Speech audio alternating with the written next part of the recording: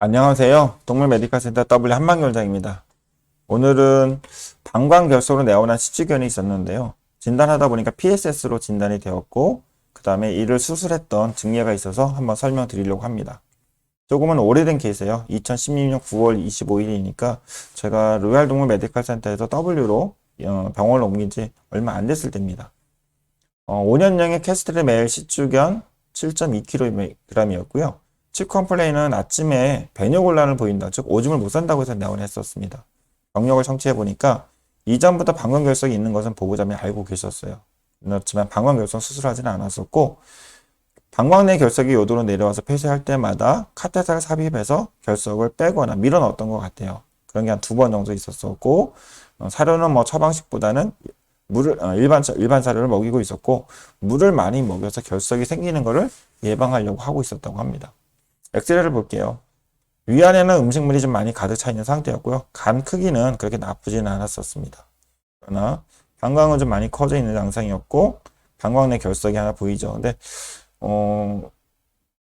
뼈에 비하면 레이드 오펙한 것 정도는 많이 좀 떨어지죠. 그렇다고 레이드 루센트한 건 아니고요. 그 다음에 수컷이면 유레서비를, 즉 요도비를 촬영해 봐야 됩니다. 요도비를 촬영했을 때 이 부분이 오스페니스죠. 오스페니스 끝부분에 보니까, 즉 시작하는 부분에 보니까 약간 레이드 오펙한 부분이 보여요. 여기에 결석이 걸린 게 아닐까 라는 추정을 했고요. 그래서 조형 촬영을 했습니다. 조형 촬영은 오프렌즈 피딩 튜브를 일단 방광까지 넣어서, 방광까지 넣는 것보다 사실은 이 부분, 오스페니스 끝나는 부분 있죠. 즉 결석이라고 의심되는 부분까지 놓고, 요도 끝부분은 손으로 잘 막아야 되죠. 왜냐면 조형제를 넣으면서 요도 끝부분으로 새를 수 있으니까요. 새지 않겠고 잘 막고 조형제를 투여하게 되면 이런 필름 디펙트가 잘 보이게 되죠. 이 환자는 일단 방광까지 방광 근 입구까지, 즉 근위 요도까지 넣고 조형을 했는데도 오스페니스 뒤쪽에 결석하고 방광 내 결석이 필링 디펙트로 잘 조형이 됐습니다. 요 검사나 그다음에 혈액 검사 에서는 특이성은 없었지만 간 수치, 즉 ALT랑 AST만 살짝 높은 정도였습니다. 초음파 검사를 진행했는데요. 방광 내 결석은 확인이 됐고, 기장 내에도 이렇게 결절이 하나 있었습니다. 그리고 신장 결석이 확인이 되었었고, 양측 부시는 정상적인 크기였고, 그래서 CVC는 많이 확장이 되어 있는데, 또한 션트 베슬도 보여요. 그러나 션트 베슬하고 CVC가 연결되는 부위는 보이지는 않았습니다. 이런 경우는 아지고스 베인이 아닐까 하고, 아지고스 베인으로 연결되지 않았을까라는 추정을 하고, 보호자한테는 PSS 가능성이 높은 것 같다. 왜냐하면 결석이 있긴 하지만 밀도가 좀 낮다는 거. 그럼 아모늄 유레이트가 아닐까. 요 검사상에서 유레이트가 나왔다면 좀 더 확신을 할 수 있었겠죠. 근데 유레이트 결정이 나오지는 않았었습니다. 그래서 보호자분 설득을 해서 일단 CT 촬영을 했어요. CT상에서 일단 포탈베인하고 그 다음에 CBC, 그 다음에 에올타가 있는데, 그 옆에 또 이상한 혈관이 보여요. 조형 증강되는. 이게 척추 밑쪽으로 진행될 수 있는 건 뭐예요? 아지고스 베인밖에 없죠. 그래서 이제 트랜스버스가 아니라 세지털 뷰를 봤는데, 척추 쪽 아래쪽으로 이렇게 혈관이 연결되네요. 아지고스 베인이죠. 아지고스 베인이 A에서, 즉 포탈 베인하고 아지고스 베인이 연결되는 PSS 형태죠. 그리고 또 보다 보니까 위에 음식물이 많아서 뭔가 있지는 않겠다 생각했는데, CT상에서 이렇게 라운드하고 약간 길쭉한 이물이 관찰이 되었습니다. 꺼내보니까 이런 모양이었고요. CT인데요. CT 들어가면 이 부분이 쭈쭈쭉 지나가 버렸네요. 일단 다시 한번 돌려볼게요.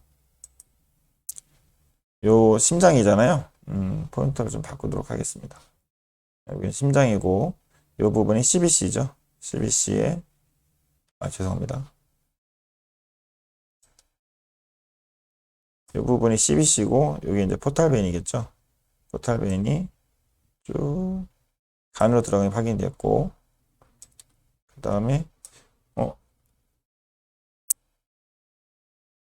여기에 보니까 아지거스 베인이 좀 굳게 돼 있죠. 그러면 여기 혈관이 뭔가 연결되는 걸 겁니다. 거기 따라가 보세요.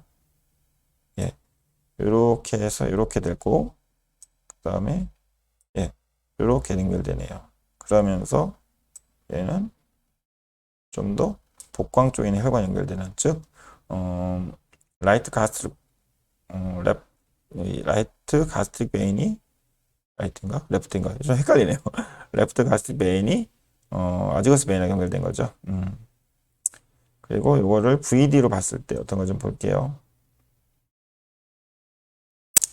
이 부분은 대동맥입니다. 대동맥 척추체 옆에서 큰 혈관 대동맥 하나밖에 없죠.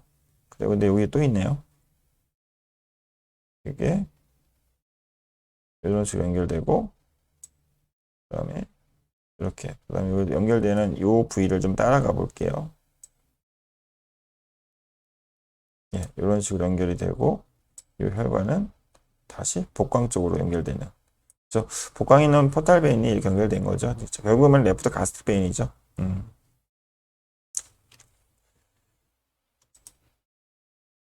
그래서 진단은 결석, 즉 방광과 요도결석 있는 게 진단되었었고, 신장결석까지 있죠. 수술적으로 방광결석을 꺼내면 되죠. 요도결석은 방광으로 밀어 올려서 꺼내면 되고요. 만약에 꺼내지지 않는다면 요도 절개해서 꺼내면 되죠. 그 다음에 싱글 익스트라 헤파틱 PSS를 진단했고, 이거는 레프트 가스틱 베인하고 어지거스 베인이 연결되는 형태라고 판단이 됐고요. 위네임을, 그 다음에 비장내 종괴. 비장내 종괴는 어떻게 하지는 못했어요. 그리고 결석을 제거한 것들은 힐스 코리아를 통해서 미네소타 유럴리스 센터로 보내줘서 결석 분석을 받았습니다. 그래서 유레이트 결석이 나왔고요. 그 다음에 PSS는 요즘은 아메로이드 링 장착이 대세일 겁니다. 그래서 아메로이드 링 장착을 하고 한 열흘 정도 입원했었던 것 같아요. 그러고 나서 퇴원했던 환자고 지금도 병원에 내원하고 있습니다. 그리고 위내임을 제거하고, 그래서 아메로이드 링은 이런 모양이 되어 있습니다.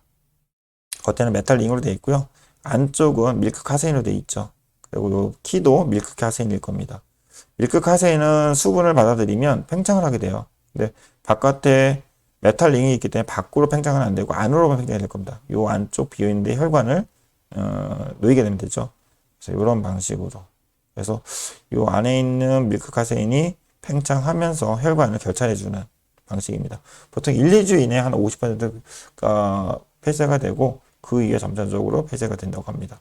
완전 폐쇄가 안 되는 경우도 있습니다. 이건 실제로 환자에 적용했던 모습이고요. 그리고 엑셀 찍어보면 이런 방식으로 보여요. 꼭 반지처럼 링이 있는 거가. 그러다 보니까 경험이 없는 수의사분들은 위내 이물이라고 생각을 하고 이걸 내시경을 제거해달라고 보내줬던 경우도 있는 것 같아요. 이 강의를 들으셨던 분들은 다음부터는 잘 알고 하시면 좋을 것 같고요. 그리고 위내 이물을 꺼냈을 때 이런 모양이었습니다. 미네소타 닭에서 결석을 성분을 받았는데 이런 방식으로 받습니다. 그리고 이러한 가이드라인을 좀 받아요. 뭐 암모늄 유레이트이기 때문에 뭐 만성적인 문제라면 알로퓨리놀 처방해서 관리하라는 거. 그 다음에 뭐 요 검사는 3에서 6개월 정도. 그 다음에 이미징은 6에서 12개월마다 체크를 해보라. 이런 가이드라인 오니까 요도를 하시면 될 겁니다. 그리고 PS에 대한 어떤 이해인데요.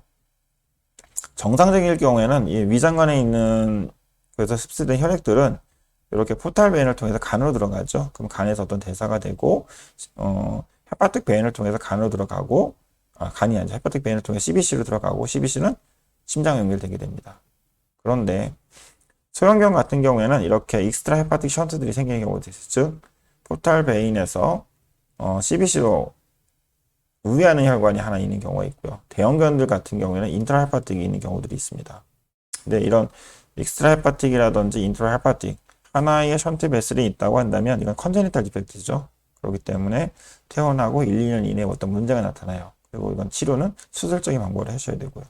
그러나 나이가 많은 환자에서 포탈 하이퍼텐션이 생긴다면, 즉 포탈 하이퍼텐션이 생기는 이유는 간 경화라든지 또는 간 종양 또는 만성 간염 이런 것들이 생길 수 있잖아요. 그러면 간문맥으로 들어가는, 즉 포탈벤으로 들어가는 혈액에 압력이 걸리니까 이 복광내에 있는 장에 있는 혈관들이 CBC로 우회하는 다발성 혈관들이 생깁니다. 그래서 이런 경우는 이제 선천성이 아니라 어콰이어드, 즉 후천성의 문제가 되겠죠. 그래서 이런 내용들 도식도 알고 계시면 될 것 같고요. 그 다음에 2017년도 9월 달에 보고된 내용에 따르면 이런 익스트라 헤파틱 PSS를 네 가지 형태로 구분을 했었습니다. 그래서 이런 CBC랑 그 다음 포탈 베인 그리고 주변에 있는 혈관들 있죠. 관계에 따라서 어떤 타입인지 구분하게 돼 있어요. 그걸 좀 볼게요. 첫 번째는 레프트 가스트로 플래닉 EPS인데요. PSS인데 요 CBC 포탈 베인이죠. 포탈 베인이 요 레프트 가스트릭을 넘어가서 레프트 플래닉과 만나서 다시 CBC로 들어가는 형태. 그래서 조영제를 투여하게 되면 간의 혈관들은 잘 그려지는 않습니다. 약하게 좀 그려지고요. 이렇게 해서 레프트 가스트릭 올라가서 레프트 플래닉으로 연결되고 CBC 연결되는 형태. 이런 것들을 보고 확인할 수 있고, 요거는 C암을 통해서 확인한 겁니다. 요즘은 잘 하진 않죠.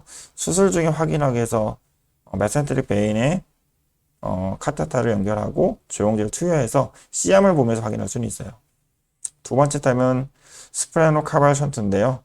요 포탈 베인하고 그다음에 스프레노 베인이 오는 걸 만나서 바로 CBC 연결되는 이런 형태입니다. 그럴 때는 조영을 하게 되면 이렇게 짧게 모여 그려져요. 이 부분이 프레닉 베인이죠. 스플래닉 베인이겠죠. 프레닉이 아니라 스플래닉 베인이고 여기 이제 포탈 베인. 이게 CBC가 됩니다. 세 번째 형태는 라이트 가스트 베인하고 CBC가 만나는 거예요. 이렇게 라이트 가스트리 있죠. 요거랑 CBC가 만나는. 그래서 간으로 가는 혈관들이 많이 보이기 때문에 포탈 베인에서 간으로 가는 혈관이 많이 보이기 때문에 조영제를 하게 되면 이런 모양이 보이죠. 간으로 들어가기 직전에 있는 문맥에서 라이트 가스트 베인하고 이렇게 해서 CBC 만나는. 그리고 네 번째 형태는 아까 레프트 가스트로 베인하고 어지거스 베인이 션트를 형성하는 경우입니다. 이렇게 해서 이렇게 포탈 베인이 레프트 가스트 베인 연결되는데 원래 일로 와서 포탈 베인 일로 가야 되잖아요. 근데 이게 이쪽으로 해서 어지거스 베인 연결되는 경우입니다. 그래서 뭐 조영을 하게 된다면 이런 모양으로 된다고 알려져 있습니다. 간으로 들어가는 혈관도 많이 그려져 있네요. 그러다 보니까 이런 경우는 어린 나이로 보이지 않을 것 같아요. 그리고 과거에 한번 촬영했던 사진인데요. 메센테릭 베인 쪽에다가 이렇게 알비카테를 연결하고 조영제를 투여하게 되면 이런 식으로 해서 레프트 가스트 베인을 통해 가지고 이렇게 해서 어지급에서 연결되는 이런 어지거스 베인 타입입니다. 이 어지거스 베인 타입은 뭐 운이 좋으면 초음파로 확인될 수 있지만 확인이 안 되는 경우들이 있어요. 그래서 CT 촬영한다든지 아니면 수술 중에 조영을 해야지만 진단이 되게 될 겁니다. 일단 익스트라 헤파틱 PS에 대한 수술에 대한 설명을 좀 드릴게요. 현재로서는 가장 많이 하는 건 아메로잉 장착인 것 같습니다. 아메로잉 장착은 이 사진에서 보이는 것처럼 메탈 링이 있고요. 그 안쪽에는 밀크 카세인이 있습니다. 이 밀크 카세인이 수분을 흡수해서 점점점 안쪽으로 팽창이 되면서 혈관을 폐쇄시키는 방법이죠. 보통 1주, 2주 사이에 한 50% 폐쇄가 되고 그 이후에 시간이 지나면서 완전 폐쇄가 됩니다. 어떤 경우는 완전 폐쇄가 안 되는 경우도 있기 때문에 한 6개월 이후에 완전 폐쇄가 되지 않았다면 2차 수술을 한다든지 아니면 증상이 없다면 그냥 모니터링만 하는 것도 하나 고민을 해보셔야 됩니다. 그리고 심플 라이게이션 이렇게 결찰하는 건데요.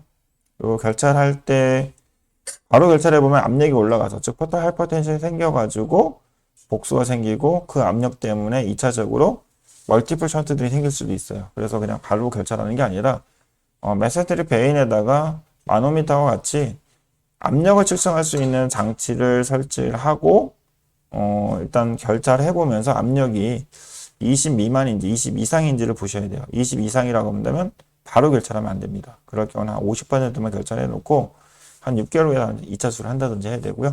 20 미만이라면 그냥 결찰하더라도 문제 생기지 않는 경우가 많다고 합니다. 셀로판 밴딩 비슷한 방법이에요. 실제로 봉합사를 사용하는 게 아니라 여기다 셀로판지를 감아서 그 셀로판이 수분을 흡수해가지고 아메로 링처럼 확장되면서 혈관을 결착되게 하는 방법입니다. 그리고 이런 수술을 하게 되면 부작용이 있을 수 있잖아요. 첫 번째는 H 사인입니다. 즉 간성내증이 나타난다면 정말 위험할 수도 있어요.